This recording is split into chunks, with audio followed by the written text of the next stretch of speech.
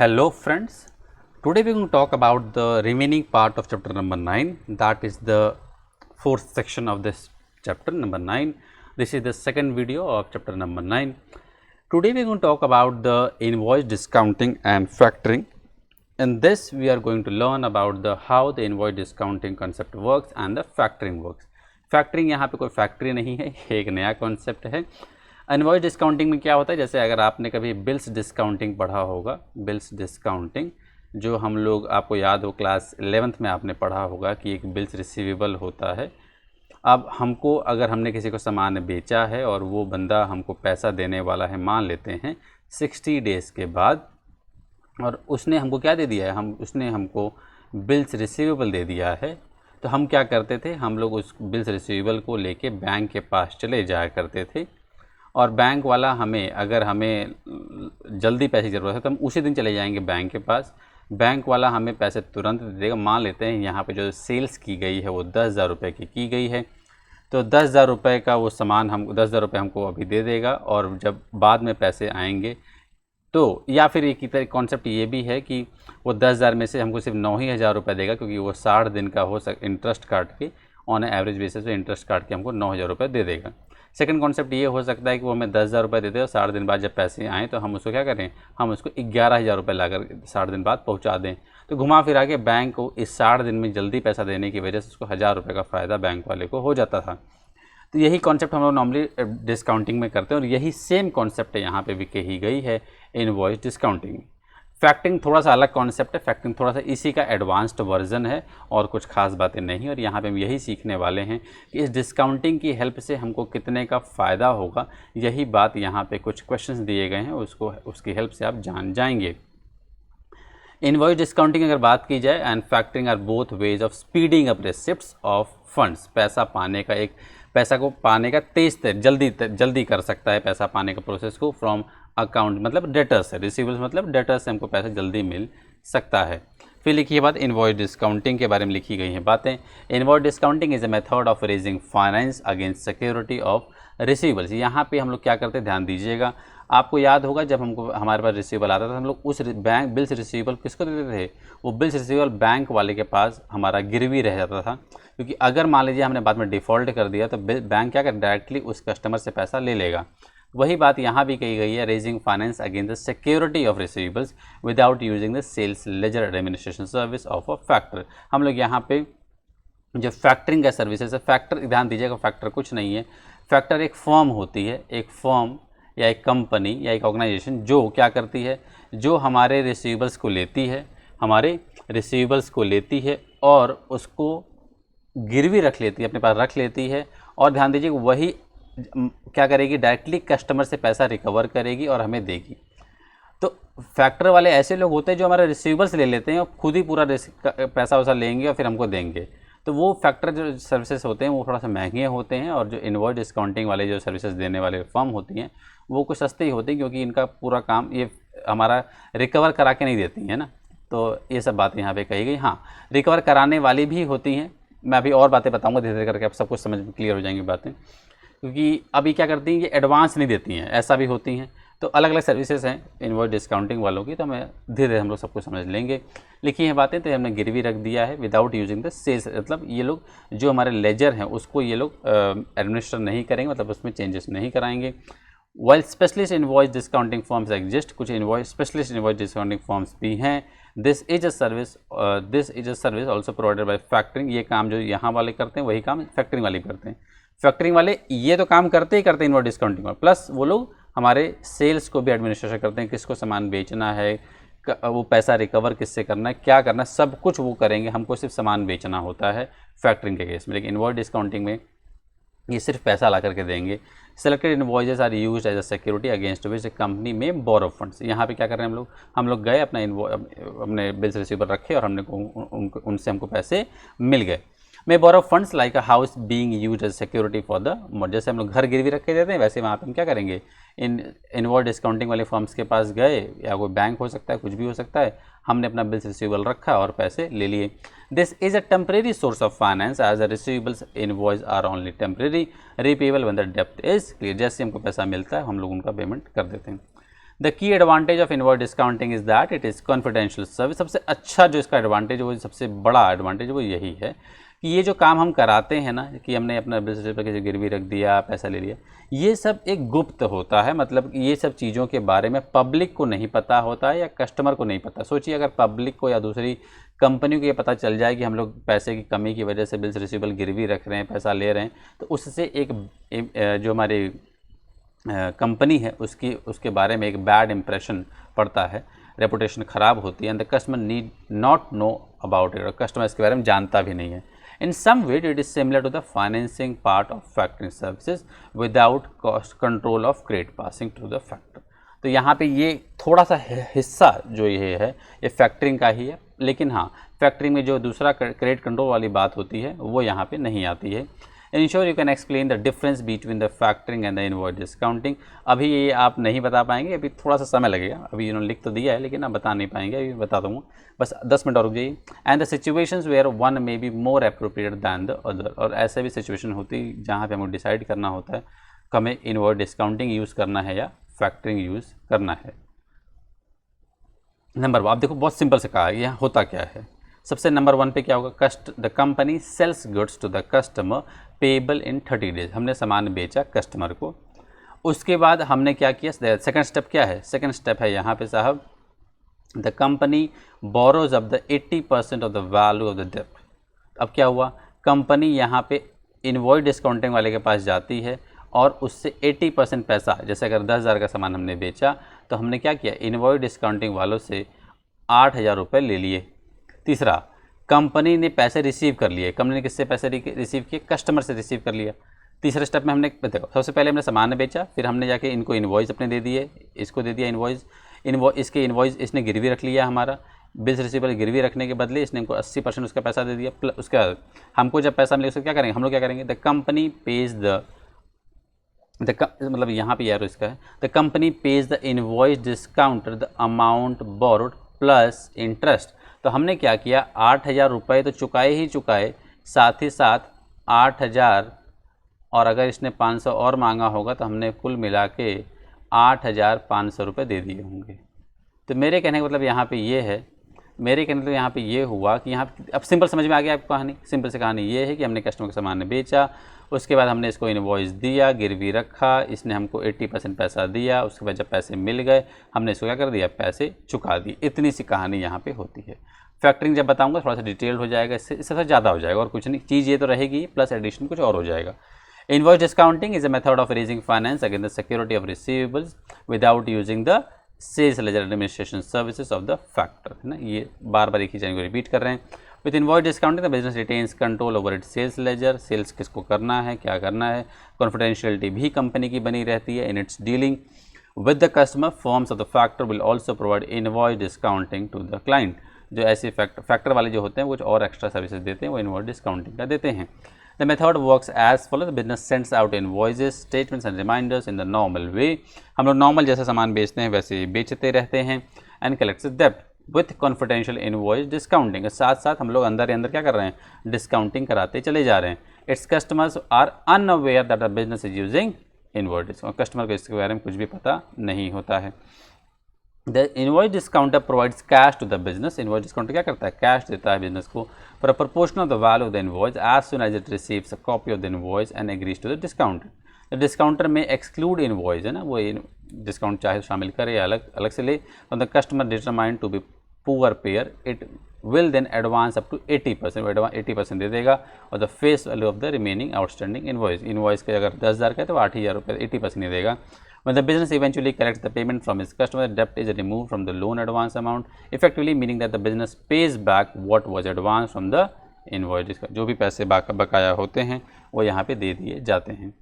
इसके अलावा ध्यान दीजिएगा, इनवॉइस डिस्काउंटर कभी कभी इसके अलावा कुछ सर्विसेज चार्जेस भी लेता है। क्या लिखा है, invoice discounting can help business that is trying to improve its cash flow. इसकी वजह से सबसे पता है फ़ायदा क्या होता है, हमारा कैश फ्लो ख़राब नहीं होता। अब कैश जल्दी जल्दी मिलता जा रहा है तो अच्छी बात है ना, कि भैया कैश जल्दी जल्दी मिलता जाएगा तो हमारा प्रोसेस हमारा टूटेगा नहीं। But does not want a factor to administer, लेकिन हम लोग अगर नहीं चाहते हैं कि हमारा पूरा कंट्रोल सेल्स लेजर के बारे में पूरा कंट्रोल ही वो फॉर्म के पास चला जाए, तो हम लोग क्या करेंगे, इनवॉइस डिस्काउंटिंग का यूज़ करेंगे, फैक्टरिंग का यूज़ नहीं करेंगे। It is therefore equivalent to the financing service provided by the factor. Administration, तो ये इनवॉइस डिस्काउंटिंग जो है वो फैक्टर का जब हम यूज़ करते हैं सिर्फ फाइनेंसिंग सर्विसेज तो उसके बराबर है, लेकिन अगर हम फैक्टर का पूरा सर्विस इस्तेमाल करेंगे तो उसके बराबर नहीं है ये, क्योंकि उसमें ज़्यादा सर्विसेज होती हैं। फिर लिखी है बातें administration charges for this service are around, यहाँ पे एडमिनिस्ट्रेशन चार्जेस भी लिए जा सकते हैं कम फॉर्म के द्वारा 0.5 से लेके 1% तक of the client's revenue. Sales का ध्यान दीजिए, क्या कह रहे हैं, सेल्स, जो भी एडमिनिस्ट्रेशन जो सर्विसेज लेते हैं वो हमेशा लोग सेल्स पे चार्ज करते हैं, ना कि एडवांस अमाउंट पे। It is more risk than factoring since the client retains control over its credit policy. इसमें सबसे बड़ा रिस्क ये रहता है कि जो भी सामान बेचा गया है वो कंपनी वाले किसी को भी बेच सकते हैं। कंपनी वाले, हो सकता है कंपनी ने किसी चोर व्यक्ति को सामान बेच दिया हो, उससे क्या होगा, वो व्यक्ति पैसा देगा नहीं। उसने बिल्स रिसीवेबल दिया, ये लोग इनवॉइस डिस्काउंटर के पास गए और उसने बिल्स रिसीवेबल गिरवी रख दिया और 80% पैसा ले लिया। मान लीजिए 2 करोड़ का था और 1,60,00,000 रुपये लेके बैठ गए और बोले ओहो भाई अब तो वो लोग बैड डेब्ट्स कर रहे हैं, अब आप क्या करोगे, बिल्स रिसीवेबल रखे रहो गिरवी। वो क्या करेगा बिल्स रिसीवेबल, जब उसको पता ही देने वाला ही नहीं है, फर्जी है। तो थोड़ा सा यहाँ पे रिस्क थोड़ा सा रहता है कि इसको सोचना पड़ता है कि यार डिस्काउंट करें या ना करें। फिर लिखी बात consequently such facilities are usually confined to established companies with high sales revenue. ये सिर्फ बड़ी बड़ी कंपनियों को ही ऐसी सर्विसेज दी जाती हैं। The business must be profitable, ये तो उन्हीं कंपनियों को दिया जाएगा जो कंपनियाँ क्या हैं, प्रॉफिटेबल है। Finance cost are usually in the range of 3 to 4% about the base rate. Base rate क्या है, बेस रेट कुछ खास नहीं है, ये एक रेट है जो यूके में नॉर्मली है। अब मैं इसके मैंने गूगल से नॉर्मली लिखा ही हुआ है, तो आप लोग अगर चाहें तो उसको लिख लें। Base rate is the minimum, ये यूके का ऑन एवरेज जो रेट होता है ना उसी को कहते हैं, is the minimum rate set by the reserve bank of India. आप यहाँ यूके कर सकते हैं, reserve bank of UK, which banks, यहाँ लिख देता हूँ, are not allowed to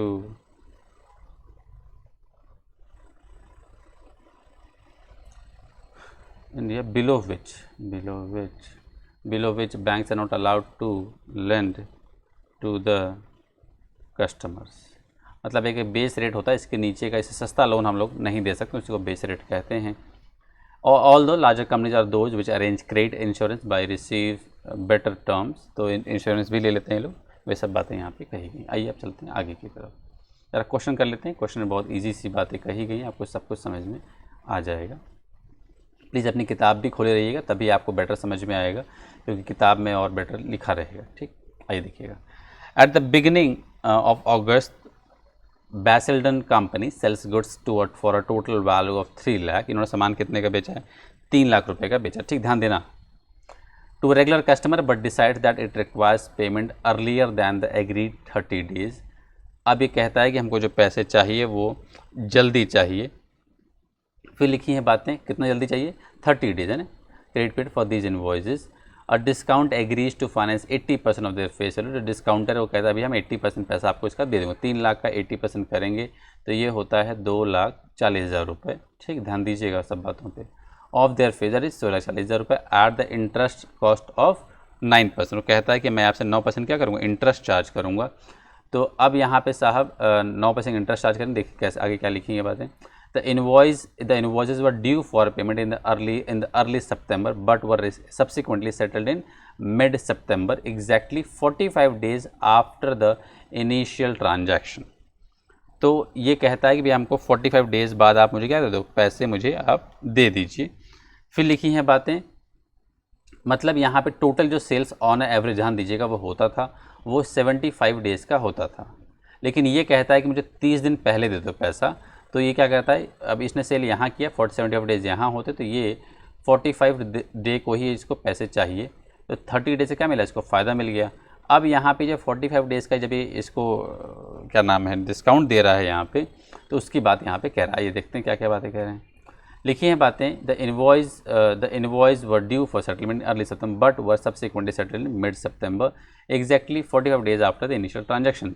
the invoice discounted service charge is 1% of the invoice value. देख लो सर्विस चार्ज कितना लगा है, 1% ऑफ सेल्स लगा है, ध्यान दीजिएगा सेल्स का लग रहा है यहाँ पे, तो यही बात खास है। फिर लिखी हैं बातें, the special account is set up with the bank into which all payments are made. तो इससे कोई खास मतलब यहाँ पे नहीं है।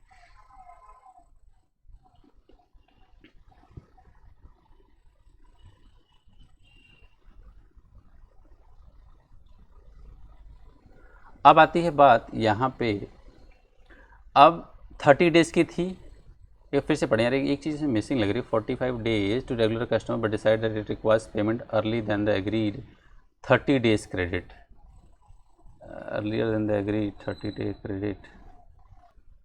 तो साहब यहाँ पे इसको चाहिए थे पैसे 30 दिन में, लेकिन उस कस्टमर ने जो पैसे दिए वो दिए 45 डेज़ बाद, ठीक।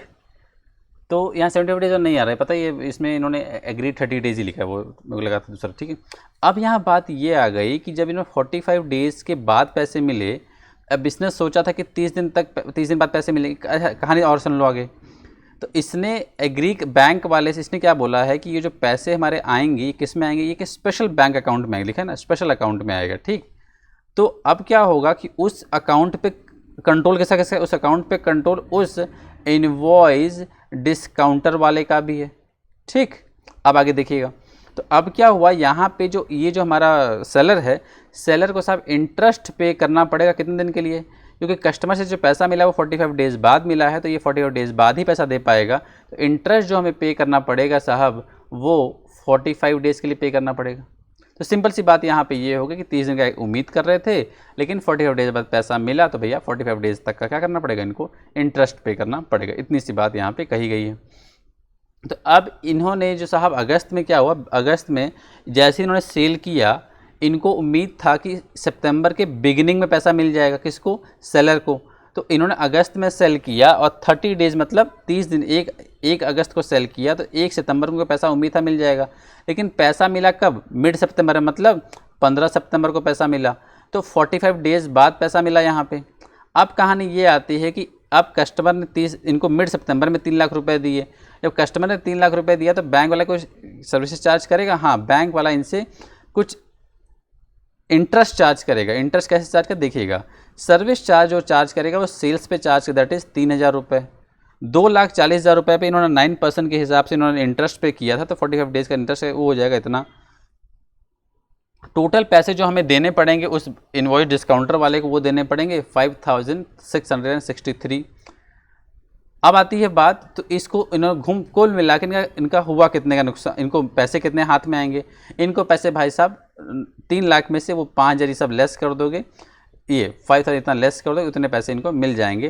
तो यहाँ पे सब 2,94,337 रुपीज़ का इतना मिला, टोटल रिसीव्ड बाय द बेसेंडल। ये थोड़ा सा लाइन को अब मत समझिएगा, ये थोड़ा सा इन्होंने घुमाया, फिर वाली बात कही गई है। तो इनवॉइस डिस्काउंटर फीस कितना हुआ साहब, 5,663 हुआ है, and this is total amount invoice. तो कितनी सिंपल सी बात थी कि जो भी पैसे मिले, अब सिंपल सी कहानी यही है कि जो पैसे आपको उसको देने वो काट के भैया यहाँ पे दिखा दो। अब फैक्टरिंग की बात करते हैं।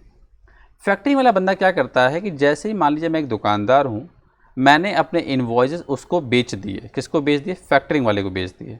अब फैक्टरिंग वाला समझे कि उसको, अब उसने फैक्टरिंग वाले ने मुझे पैसे दे दिया, फैक्टरिंग वाला समझे कि उसको कस्टमर से कैसे सामान, जो जिसको मैंने सामान बेचा उसको कैसे कैसे इसको पैसे लेने, फैक्टरिंग की जिम्मेदारी है। अब फैक्टरिंग 2 प्रकार के होते हैं, एक होता है नॉन रिकोर्स, एक होता है रिकोर्स। नॉन रिकोर्स वो होता है अगर इस कस्टमर ने पैसे फैक्टरिंग वाले को नहीं दिए, तो फैक्टरिंग वाला मुझसे आके कुछ नहीं बोल सकता, दैट इज नॉन रिकोर्स। मतलब होता है रिसोर्ट मतलब होता है सहायता, असिस्टेंस। तो अगर नॉन सहायता वाला मतलब फैक्टरिंग वाले को मैं कोई सहायता नहीं दूंगा अगर इस कस्टमर ने पैसा नहीं दिया। तो रिकोर्स वाला क्या होता है कि अगर इस कस्टमर ने पैसा नहीं दिया तो वो मुझसे आके बोलेगा भाई साहब आपने जिसका रिसीवर्स मुझे बेचा था उसने पैसे नहीं दिए, अब आप मुझे पैसे दो, तो मुझे देने पड़ेंगे। अब आती है बात कि जब भी कभी कोई बंदा, कोई फैक्टरिंग वाला नॉन रिकोर्स फैक्टर बनता है तो वो क्या बोलता है पता है, वो ये बोलेगा आकर के मुझसे, भाई साहब अखिलेश जी आप क्या करिए, आप मुझसे पूछिए किसको आपको सामान बेचना है, जैसा जैसा फैक्टरिंग वाला बोलेगा मैं सिर्फ उन्हीं को सामान बेच सकता हूँ, क्योंकि वो बताएगा ना कि कौन कस्टमर रेपुटेशन वाला है, कौन सा ऑनेस्ट है, कौन सा फ्रॉड है। तो आपको आई थिंक कहानी समझ में आ चुकी होगी। इस बात को जो मैंने कही इसको 2 बार सुन लीजिएगा, 3 बार सुन लीजिएगा, आपको सब कुछ बातें क्लियर हो जाएंगी। इसके अलावा फैक्टरिंग में कुछ भी नहीं है, और जो सर्विसेज इनवॉइस डिस्काउंटिंग वाला दे रहा था वो सर्विसेज ये लोग भी देंगे साथ ही साथ। तो इनमें इनकी जो सर्विसेज हैं वो एक ऐड हो गई, और इनवॉइस डिस्काउंटिंग में ये सर्विसेज नहीं दी जाती हैं। फैक्टरिंग इज द आउटसोर्सिंग, हमने अपना पूरा काम क्या किया, दूसरे को आउटसोर्स कर दिया, of the credit control department to a third party. The debts of the company are effectively sold to a factor normally owned by the bank. Normally bank होते हैं, the factor takes on the responsibility, factor की responsibility क्या होती है, of collecting the debt for a fee, वो कुछ fees charge करते हैं। The company can choose some or all of the following 3 services, जो भी 3 सर्विसेज देते हैं वो हम तीनों सर्विसेज को चुन सकते हैं, चाहे तो एक चुने चाहे 2 चुने। Offered by the factor, depth collection and administration, recourse, the company bears the cost of bad डेप्ट। लेकिन नॉन रिकोर्स में क्या होगा, the company bears the cost. Non recourse में मतलब वो फैक्टर वाले को वो बियर नहीं करती, क्या दिखा, non recourse the factor bears the cost of bad debts, मतलब उसको कोई सहायता नहीं मिलेगी तो उनको बियर करना पड़ेगा। अगर सहायता मिल रही है तो the company bears the cost, लिखा ना, तो एक बार कंपनी बियर करेगी, अगर वो रिकोर्स वाला रहेगा, नॉन रिकोर्स रहेगा तो फैक्टर वाला बियर करेगा। फाइनेंसिंग है ही, और इंश्योरेंस तो इंश्योरेंस मिलता ही है। These are of particular values of, ये जो छोटी फर्म होती हैं, है ना, जो स्मॉल फर्म्स होती हैं जिनको बहुत जल्दी जल्दी भी कैश मिलना चाहिए, उनके लिए बहुत वैल्यूएबल होता है, प्रॉफिट सही होता है, ये बेनिफिशियल होता है। जो फास्ट ग्रोइंग फर्म्स है जिनको अभी तुरंत कैश हमेशा चाहिए होता है सर्कुलेशन में घुमाने के लिए, उनके लिए भी फैक्टरिंग सर्विसेज अच्छी चीज़ होती है। Make sure you can discuss the various services offered and remember that non-recourse factors is more expensive। भैया क्यों, क्योंकि इसमें क्या होता है, फैक्टर वाले को कोई भी सहायता हम लोग नहीं देते हैं, इसलिए वो अच्छे खासे सर्विस चार्ज भी हम लोगों से वो करता है, क्योंकि वो क्या बन रहा है, वो नॉन रिकोर्स फैक्टर बन रहा है। Is more expensive as factor bears the cost, क्योंकि फैक्टर ही बियर कॉस्ट करता है of any irrecoverable debts. An exam question can for example test students knowledge that under non-recourse factoring the cost of any bad debt previously borne by the company would reduce to 0 with the factor in place। तो obvious सी बात है company की cost 0 हो जाएगी। Factoring की बात लिखी गई है, डेप्थ कलेक्शन एंड एडमिनिस्ट्रेशन का काम ये होता है, फाइनेंस पैसा देना होता है, जो 80% देते हैं वो इनका काम भी होता है। Factor becomes a source of finance, finance cost are usually, जो उनका फाइनेंस कॉस्ट होता है, जो इंटरेस्ट चार्ज करते हैं वो ये चढ़ते हैं। The factor agrees to insure the irrecoverable डेब्ट, कितनी बार वो लोग क्या बोलते हैं, हम लोग जो भी बैड डेब्ट्स होगा वो हम बियर करेंगे। The factor would then determine to whom the company was, देखा लिखा है, अगर ऐसा होगा कि वो लोग बैड डेब्ट्स झेलेंगे, कौन, फैक्टर वाले, तो क्या बोलते हैं, फैक्टर वाले ही डिसाइड करेंगे, then determine whom the company was able to offer, तो किसको हमको उधारी पे सामान बेचना है, ये कौन डिसाइड करेगा, ये फैक्टर वाले ही डिसाइड करेंगे साहब। ठीक है, आइए जरा इस डायग्राम को समझ लीजिए, डायग्राम में क्या लिखी हैं बातें।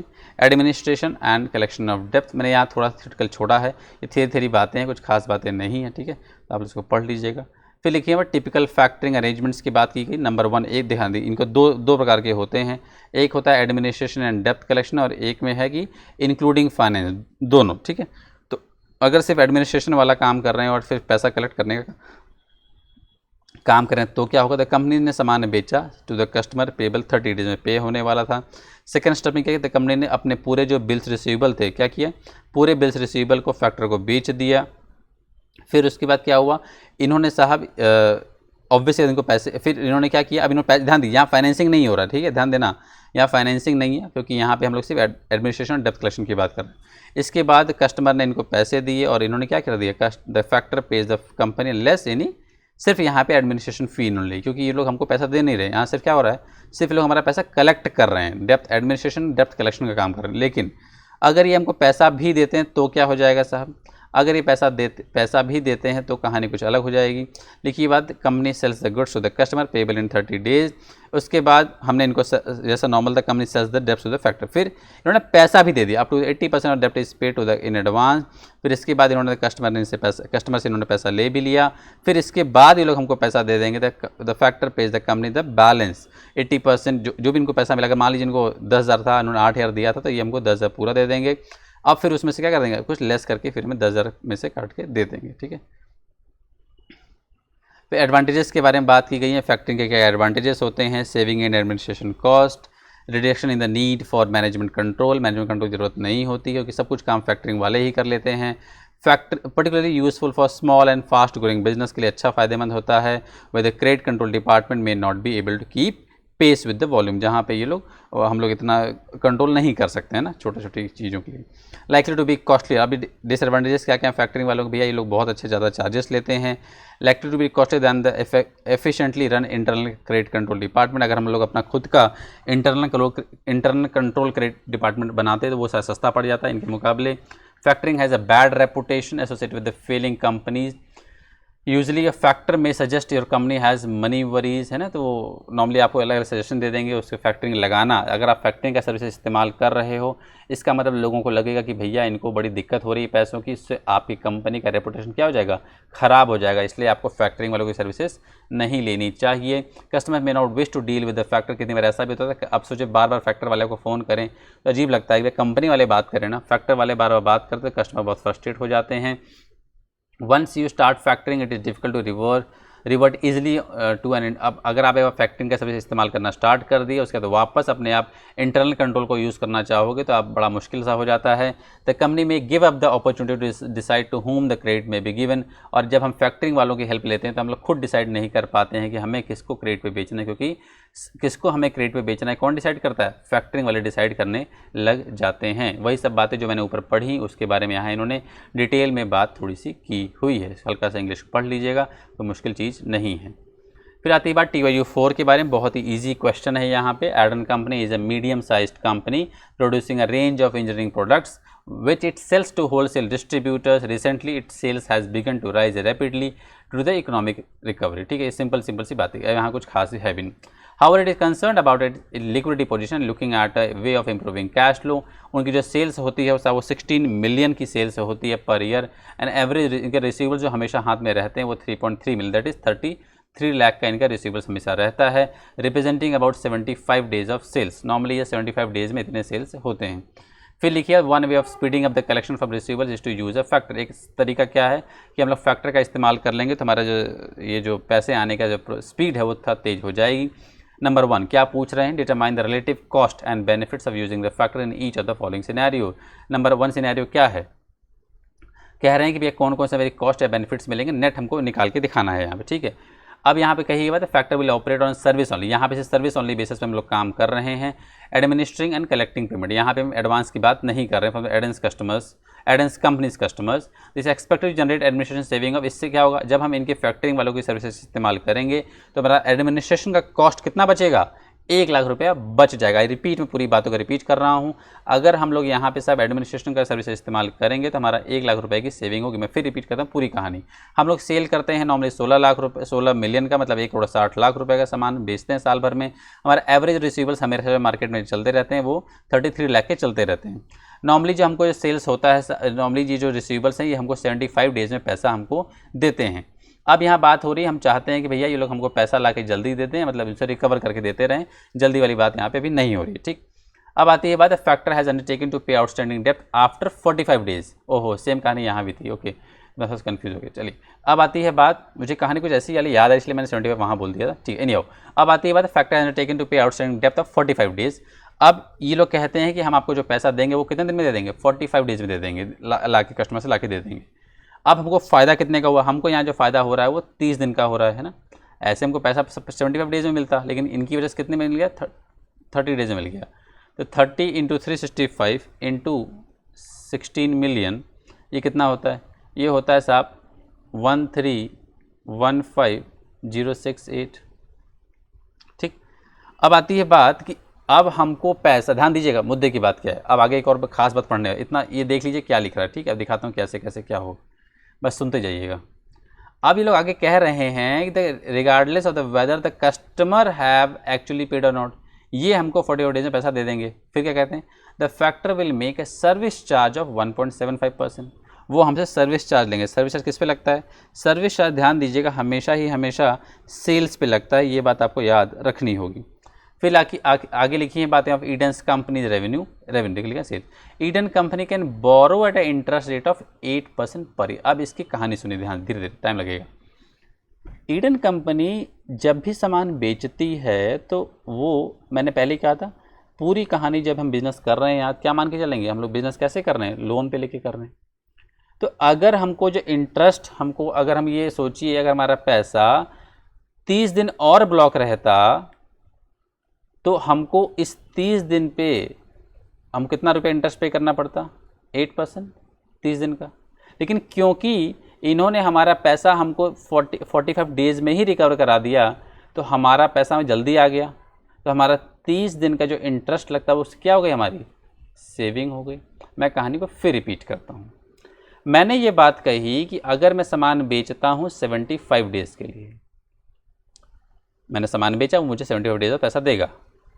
अब मैंने आज बैंक से लोन लिया और ये मुझे 75 डेज़ बाद पैसा देगा, तो 75 डेज़ का मुझे क्या देना पड़ेगा, बैंक को इंटरेस्ट देना पड़ेगा। लेकिन फैक्टरिंग वाले अगर मेरा पैसा मुझे 45 डेज़ बाद ही ला के दे रहे हैं तो बैंक वाले को मैं 45 डेज़ बाद ही पैसा जाके चुका दूंगा। तो 30 दिन का जो इंटरेस्ट था उसकी क्या हो गई, मेरी सेविंग हो गई। और ये लोग जो इंटरेस्ट चार्ज कर रहे हैं बैंक वाले, वो कितना चार्ज करते हैं, 8% से चार्ज करते हैं। तो अब हमारा क्या हुआ, 30 दिन का अगर हम देखा जाए तो हमारा 16 मिलियन के हिसाब से, 16 मिलियन के हिसाब से साहब यहाँ पे हमारा कितने का वैल्यू बनती है, वो बनती है हमारी यहाँ पे करीब, ये क्या स्टार्ट हो गया,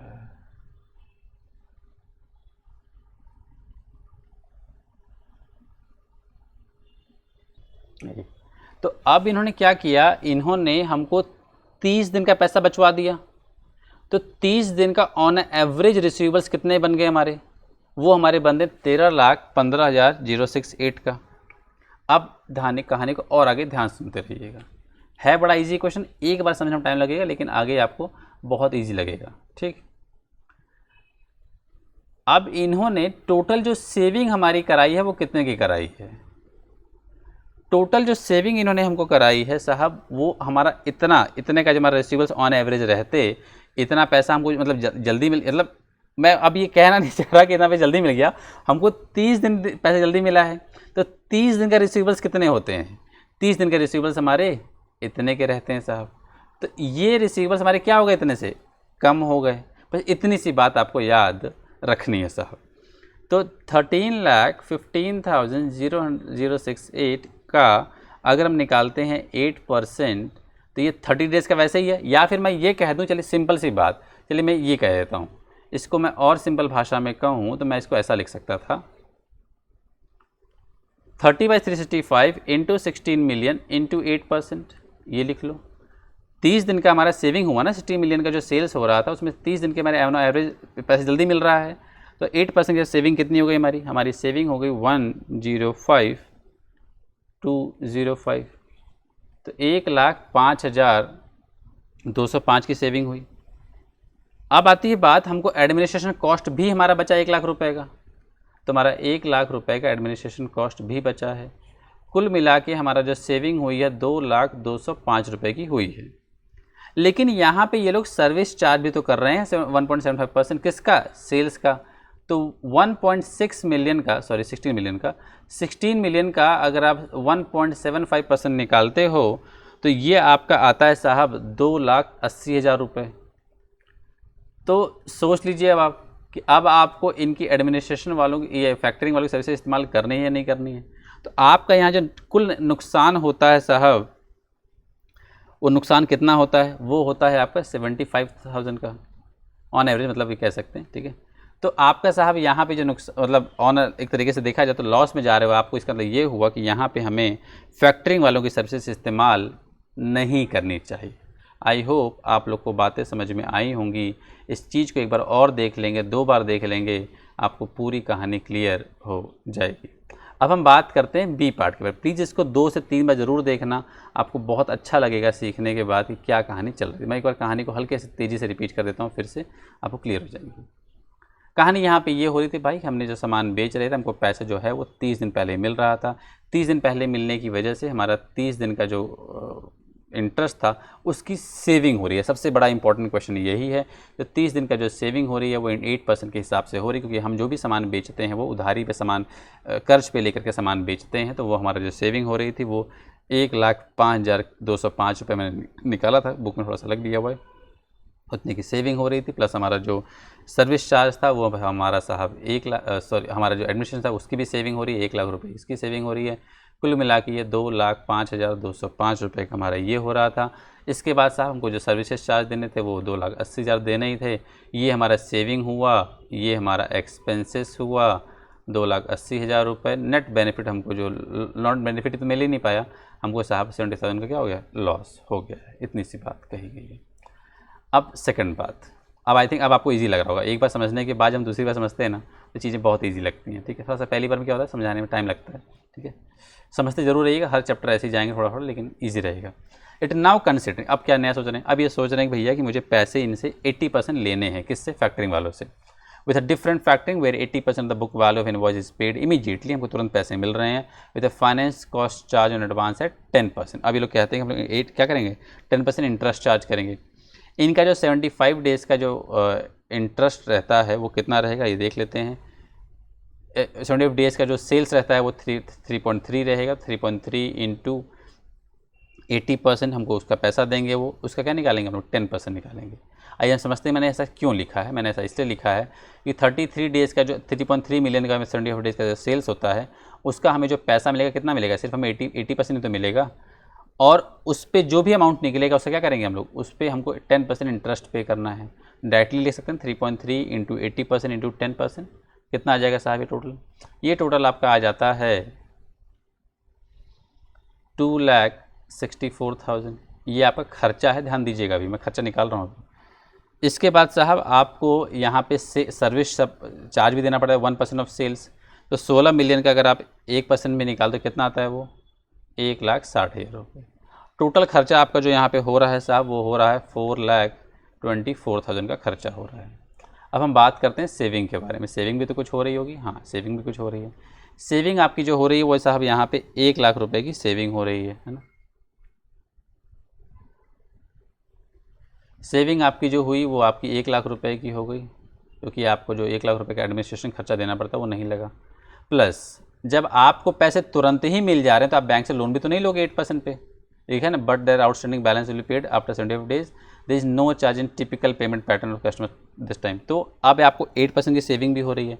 तो 3.3 इंटू 80% इंटू, हमको 80% पैसा मिल रहा है इसलिए 80% लिख रहे हैं ना, इंटू 8%। तो यहाँ पे साहब आपको जो सेविंग हो रही है वो हो रही है 2,12,200। तो अब आपको लोन भी नहीं लेना पड़ा, इतना पैसा आपको तुरंत ही मिल गया, लेकिन हाँ आपका 8% का सेविंग हो गया, लेकिन आपको 10% पे करना पड़ा। तो भैया देख लेते हैं घुमा फिर नेट बेनिफिट कितना मिला। तो ये आपका हो गया 3,12,3,112,00, ठीक। 3 लाख, फिर से सही हिसाब से लिखें, क्या लिखा है मैंने, 3,03,112,00, 3,11,200। अब देख लीजिए आपका खर्चा ज़्यादा है कि सेविंग ज़्यादा है। तो भैया आपका खर्चा यहाँ भी ज़्यादा आ रहा है, 4,24,000 का खर्चा है, और आपको जो सेविंग है साहब वो 3,11,200 की। तो नेट कॉस्ट कितना पड़ा, यहाँ भी हमारा नेट कॉस्ट 75,000 पड़ा था पुराने वाले में, यहाँ हमारा नेट कॉस्ट जो पड़ रहा है वो 11,112,800 साहब। तो आपको जैसे आप एक तरीके से कहना ये चाह रहे हैं कि आपकी कॉस्ट जो अब आएगी वो कितनी आएगी, फैक्टरिंग वालों की, फैक्टरिंग वालों की नेट कॉस्ट जो आपको पड़ेगी साहब वो 1,12,800 रुपये पड़ेगी। And this is the answer. I hope आपको समझ में आया होगा। बुक में थोड़ा सा इन्होंने कॉम्प्लिकेटेड कर दिया है, मैंने आपको कोशिश की है कि ईजी समझाने की। इतनी सी बात यहाँ पे 2 बार प्लीज़ करिएगा इस क्वेश्चन को, आपको सब कुछ समझ में आ जाएगा। अब इन्होंने बात की है अकाउंट्स पेबल्स के बारे में कि अकाउंट्स पेबल को भी हमें क्या करना चाहिए, ट्रेड ऑफ करना चाहिए।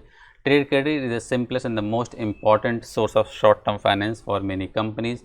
उधारी पे सामान बेचना उधारी पे सामान खरीदना भी क्या है, एक तरीके से सोर्स ऑफ फाइनेंस है, क्योंकि हमको यहाँ पैसे देने नहीं पड़ते हैं और तुरंत पैसा मिल जाता है, तुरंत सामान मिल जाता है। Payables balancing act, delaying payment to suppliers to obtain a free source of, एक तरीके से अगर हम लोग सोचिए मैं किसी सामान खरीद के लाया और मैंने उसको पैसे नहीं दिए और मैंने मार्केट में बेच दिया, अब मेरे पास फ्री का सामान आ गया और ये मुझे अगर 20 दिन में पैसा दे देता है मेरा कस्टमर, मैं चुका दिया। सोचिए मेरे पास एक भी रुपया नहीं थे, लेकिन फिर भी मैंने उधारी पे सामान खरीदा, उधारी पे बेचा, पैसे आए, कुछ पैसे रख लूँगा जो प्रॉफिट कमाया और फिर इसको चुका दिया। क्योंकि ये नॉर्मली क्या होता है, दुकानदार जब हमको सप्लाई से सामान बेचते हैं तो इंटरेस्ट चार्ज नहीं करते हैं, है ना, ऐसा करते हैं। लेकिन हमें क्या यही मैकेनिज़्म बेस्ट है? नहीं, ये मैकेनिज़्म कुछ हद तक बेस्ट है, लेकिन ऐसा भी नहीं करना चाहिए कि बहुत डिले करो। अगर आप डिले बहुत देखो, delaying too long may cause difficulties for the company in the long term. Long term तक वो सप्लायर हमें सप्लाई नहीं करेगा, वो बोलेगा भैया आप ले लेते हो सामान, पैसा देते ही नहीं हो। तो हमें तुरंत कोशिश करनी चाहिए कि हम पैसा दे दें। Delaying payment to suppliers to obtain a free source of finance, हमें लेकिन कोशिश भी करना है, डिले भी करना चाहिए और डिले बहुत ज़्यादा करना भी नहीं चाहिए। It I mean to say what, trade off, that is balancing between the two factors. By delaying payment to suppliers companies face possible problems. अब अगर हम डिलेइंग बहुत ज़्यादा करते हैं तो हम क्या क्या दिक्कतें आती हैं? सप्लायर हो सकता है may refuse to supply in future, future में वो बोलते हैं हो सकता है हमको मना कर दे पेमेंट सप्लाई करने से। सप्लायर में only supply on cash basis, हो सकता है वो हमें सिर्फ कैश बेसिस पे ही सप्लाई करें। देयर में भी लॉस, हमारा रेपुटेशन ख़राब हो सकता है। सप्लायर में इंक्रीज प्राइस इन फ्यूचर, हो सकता है वो हमारा प्राइस बढ़ा दे। And with holding discount, discount जो हमें दे रहा था वो भी क्या कर देगा, वो रोक देगा। In the examination will you need to be able to calculate the cost of this discount forgone. जो आपका नुकसान हुआ है, जो डिस्काउंट मिलता, उसके बारे में भी वो लोग हो सकता है आपसे एग्जाम में पूछें। अब यहाँ पे बात कही गई है कि ये फॉर्मूले क्या है, एनुअल बेनिफिट कॉस्ट। अब ये आपने पहले भी पढ़े हुए, मैं यहाँ फिर रिपीट कर दे रहा हूँ। एनुअल कॉस्ट ऑफ डिस्काउंट क्या होता है? 1 plus discount upon amount left to pay into number of periods minus 1, और नंबर ऑफ पीरियड्स क्या है, ये फॉर्मूले हम पहले पढ़ चुके हैं। आइए जरा इस क्वेश्चन को सॉल्व करते हैं। One supplier has offered a discount to box company of 2% on invoice for 7,500। उसने हमसे कहा है कि हम आपको 2% का डिस्काउंट देंगे। तो 7,500 का 2% अगर आप निकालते हैं तो वो आता है आपका 150 रुपये, है ना।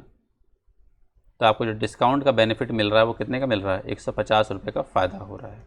अब क्या लिख दे, बहुत ध्यान सुनना। If the payment is made with in 1 month, अगर हम 1 महीने पेमेंट करेंगे तो नॉर्मल जो हम पेमेंट करते हैं वो कितने महीने में करते हैं? 3 महीने में करते हैं। Normally pay to the other then the 3 months normally taken to pay. A box ओवरड्राफ्ट्स, मतलब हमने क्या किया, हमने जाके बैंक वाले से लोन ले लिया। कितने रेट से? 10% के रेट से। और हमने क्या किया, जो हम पेमेंट 3 महीने में करते थे तो हम लोन नहीं लेते थे, हमारा पैसा आते थे, हम वहीं से पेमेंट करते थे। लेकिन हमने इस डिस्काउंट पाने के चक्कर में हमने 2 महीने का उधार ले लिया, क्योंकि उसने क्या कहा था, आप 1 महीने में पेमेंट करोगे तो डिस्काउंट मिलेगा 2% का।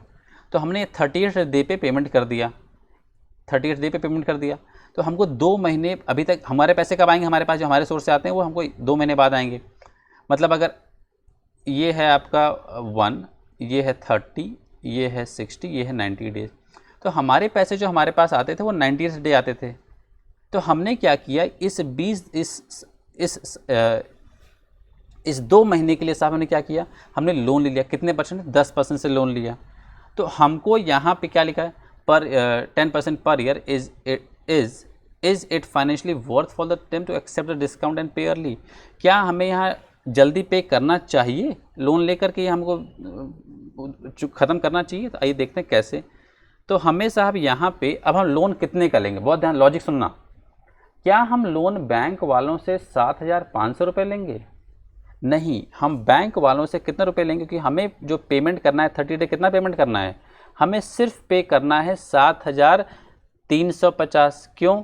क्योंकि वो हमसे जो सामान है वो 7,500 का 7,500 का बेच रहा है, वो हमको यहाँ 2% डिस्काउंट दे रहा है। तो हमको 30 डे जो पे करना है वो सिर्फ पे करना है -150, दैट इज़ 7,350। तो हमने बैंक वालों से 10% के रेट पे 7,350 रुपये का लोन ले लिया। 7,350 रुपये का आपने जब लोन लिया 10% के हिसाब से कितने महीने के लिए लिया? 2 महीने के लिए लिया, क्योंकि हमको 2 महीने बाद हमारा अपना खुद ही से हमारा जो पैसा सेल्स का आता है वो आ जाएगा। इंटू 2%, 2/12 कर दीजिए, तो कितना हो जाएगा साहब? ये आपका हो जाएगा 122.5। तो आपको साहब यहाँ जो इंटरेस्ट पे करना पड़ गया वो कितना पे करना पड़ रहा है? इंटरेस्ट आपको जो पे करना पड़ गया वो 122.5 पे करना पड़ा। और आपको जो सामान सस्ता पड़ा, अब बहुत लॉजिक सुनना ध्यान से, कुल मिला के आपकी कॉस्ट कितनी पड़ी? 7,350 प्लस 122.5, तो ये कितना आ जाएगा? 7,350 प्लस 122.5, ये आपका पड़ा 7472.5 है ना, 7472.5 का पड़ा। और अगर आप ये डिस्काउंट नहीं लेते तो आपको सामान कितने का पड़ता, तो आपको ये पड़ता सामान 7500 रुपये का। मैं फिर रिपीट करता हूँ पूरी, तो आपको घुमा फिरा के मैं लॉजिक लास्ट कंक्लूजन बता दूँ कि आपको साहब यहाँ पड़ा 7472.5, तो आपको साहब जो सेविंग हुई है वो हुई है $27.5 की। क्यों? क्योंकि आपने 7350 रुपये यहाँ दे दिया प्लस 122.5 यहाँ बैंक को इंटरेस्ट भी दे दिया, तो भी आपका 7500 नहीं हुआ। और अगर आप यहाँ पे 7350 यहाँ दिया प्लस ये 122.5 दिया, तो आपको साहब यहाँ पे इंटरेस्ट पेमेंट नहीं करना पड़ा। और अगर आप डिस्काउंट नहीं लेते तो आपको साहब पूरे के पूरे 7500 रुपये पे करने पड़ते। प्लीज़ इस पार्ट को जो मैंने कहा, इन सभी बातों को 2 बार देख लीजिएगा, आपको ये क्वेश्चन क्लियर हो जाएगा। ठीक है, थोड़ा सा कॉम्प्लिकेटेड है, लेकिन अब क्या करें, आपको सीखना तो है ही ना, पेपर का पार्ट है। अब आते second part, work out the equivalent annual cost. अब ये ऊपर इक्विवेलेंट एनुअल कॉस्ट के बारे में पूछे, जो ऊपर फॉर्मूला दिया हुआ है, और द फॉलोइंग, इसके बारे में पूछ रहे हैं ये लोग, एनुअल बेनिफिट ऑफ कॉस्ट, इस सब बारे में। ठीक है, देखिए अब work out the equivalent annual cost of the following credit terms of 1.75% discount यहाँ पे 1.75% है। तो फिर लिखिए बात, for payment with in 3 weeks, alternatively full payment must be made with in 8 month. या तो पूरा पेमेंट 8 महीने में करो, या तो डिस्काउंट ले लो और 3 महीने में कर दो। Of the invoice date assume there are 50 weeks in a year. तो आप यहाँ कंसिडर 100 इनवॉइस कितने की, 100 की है। अगर हमको डिस्काउंट मिलता है 1.75 का, तो 100 माइनस 1.75 दैट इज़ 98.25। तो साहब यहाँ पे अमाउंट, अब आपको एक फॉर्मूला याद, ये देखो ये लिखा ना, discount upon amount left to pay upon number of periods.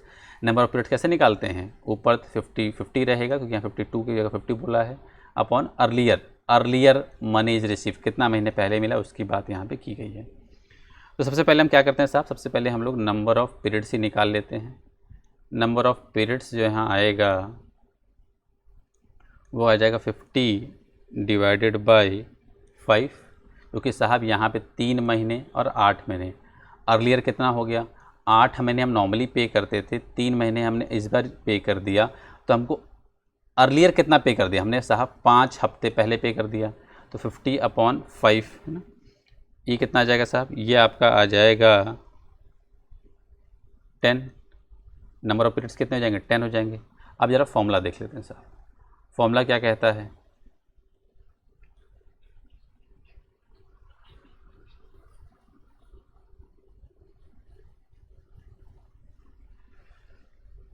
तो फॉर्मूले के हिसाब से अगर हम चलें तो साहब यहाँ फॉर्मूला बन जाता है 1 प्लस ऊपर क्या आ जाएगा, डिस्काउंट कितना है 1.75, अमाउंट लेफ्ट टू कितना आ जाएगा 98.25। ये कैसे आया पता है, 100 माइनस 1.75 की पावर अगर आप कर दोगे साहब कितना, नंबर ऑफ पीरियड्स कितने 10 minus 1।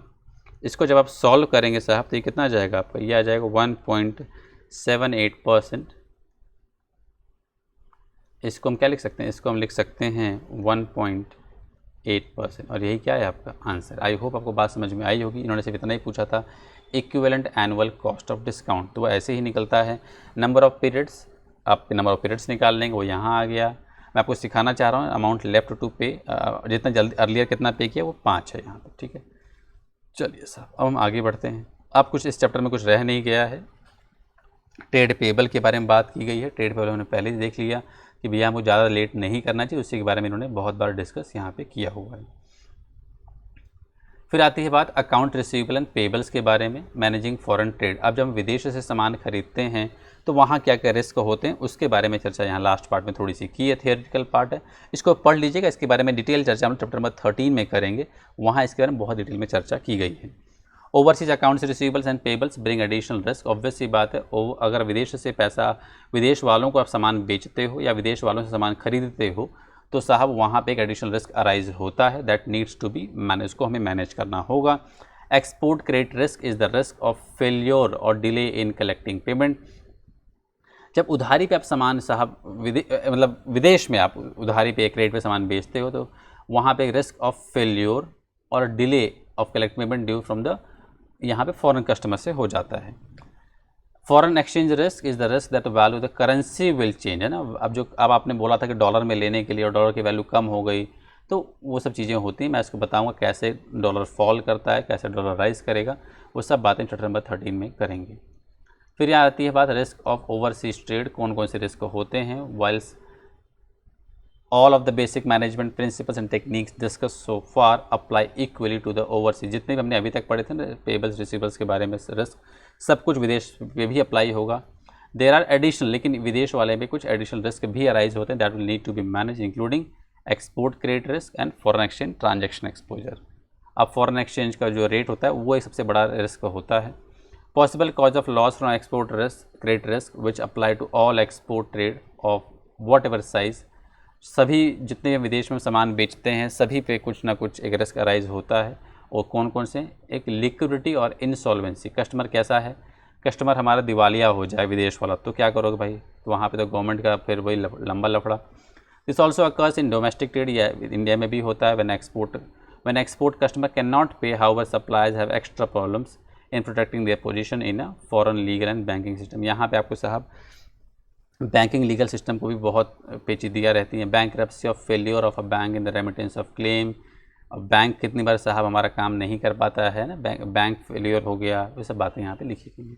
Poorly specified remittance channel, हमारा जो पैसा भेजने का चैनल है वो कितनी बार सही नहीं होता है, ये सब साहब यहाँ पे रिस्क बताए गए। इनकन्वर्टिबिलिटी ऑफ कस्टमर्स करेंसी, अब जो जिस देश का करेंसी हमारे पास आ रही है वो कन्वर्टेबल ही नहीं हो रही क्योंकि उसकी वैल्यू बहुत कम हो चुकी है।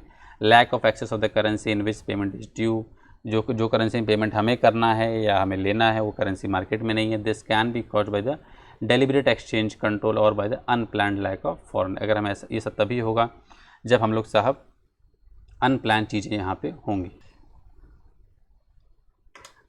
अब हम बात करते हैं यहाँ पे पॉलिटिकल रिस्क के बारे में। ऐसा भी पॉसिबल है कि there may be possibility of civil war, extreme war blockage in the country, जिस कंट्री से आप डील कर रहे हैं there can be possibility of civil war in that country. In that situation also this thing can happen that you may not have the possibility of access of the cash from that country. वही सब simple सी बातें यहाँ पे लिखी गई हैं। LIC के बारे में, that is letter of credit, ILC that is letter of credit के बारे में बात की गई है। ये सब क्या होता है इसे हम डिस्कस बहुत बाद में करेंगे जब हम चैप्टर 13 में पहुँचेंगे। यहाँ पे सब बहुत खास बातें नहीं, ठीक है। Thank you for watching my videos, take care everyone and खूब पढ़ाई करें। And in the next chapter we will study with about the working capital again and nothing new, ठीक है। Take care everyone, bye.